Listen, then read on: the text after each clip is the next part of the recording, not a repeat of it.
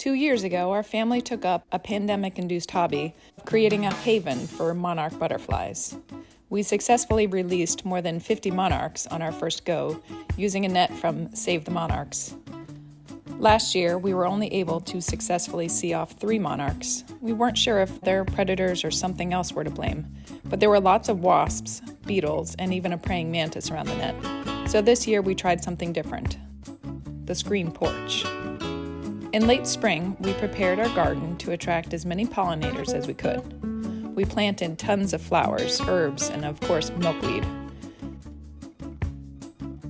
Some mature milkweed sprouted from last year's crops, in pots as well as from the ground, both swamp milkweed and common milkweed. Some we planted from seed that we harvested last year.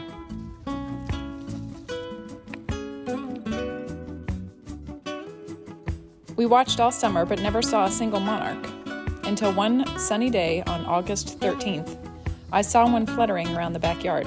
I didn't have time to grab my camera, but I caught it on my phone as the monarch mama visited leaf after leaf of the milkweed plants. The butterfly took her time, spending close to 15 minutes around the yard. After she flew off, I checked under the leaves she visited, and sure enough, there were the eggs. In about 5 days, those tiny eggs hatched, and the little cats started to eat. We pinched off the leaves with the baby caterpillars on them and brought them into the screen porch. They were so small, they were hard to spot. It took many days to find them all. It's possible there were multiple mamas to visit the garden, but I only ever spotted that one. The babies grew quickly, so we brought in lots of potted milkweed plants that we had around the garden. The corner of our screen porch became a butterfly feeding station.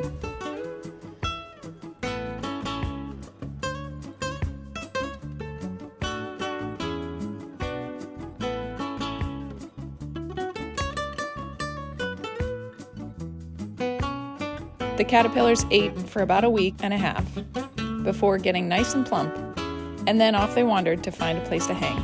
They went everywhere. We had to watch where we stepped. With our dog on the lookout for skinks, the caterpillars safely found some great places to hang, and some not so great places. Using a sticky spiderweb-like attachment, they hang upside down in a J shape. Usually, by the next day or so, they are ready to make the most amazing transformation. They shed their last caterpillar skin as they cocoon themselves in the chrysalis. This dramatic change is so fast, they straighten from the J shape, and then within about 2 minutes, they are bright green, a pile of skin discarded on the ground.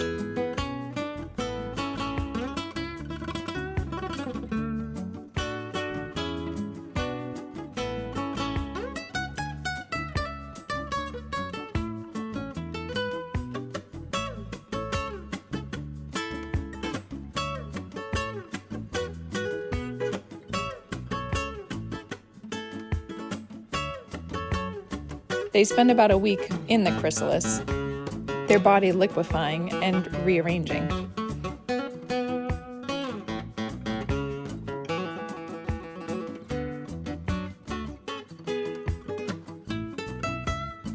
They turn black and are almost see-through when they're ready to hatch.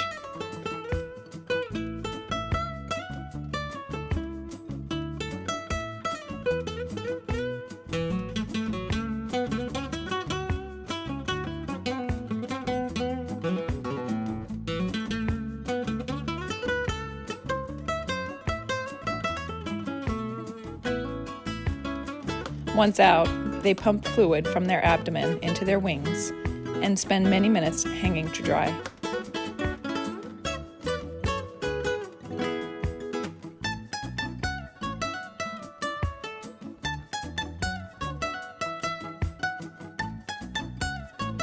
Throughout the second week of September, we released about 50 butterflies, up to 12 a day. The kids loved to see if the new hatchlings were boys or girls. The boys have 2 very noticeable dots on their wings, and the girls have thicker black veins across their wings. There she is. So pretty. Don't She's the girls. Girl or boy?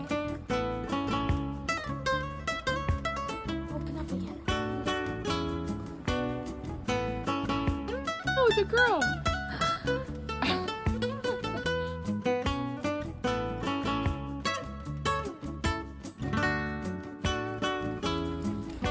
Leave it, Copper. Copper, leave it. Flew out of my hand.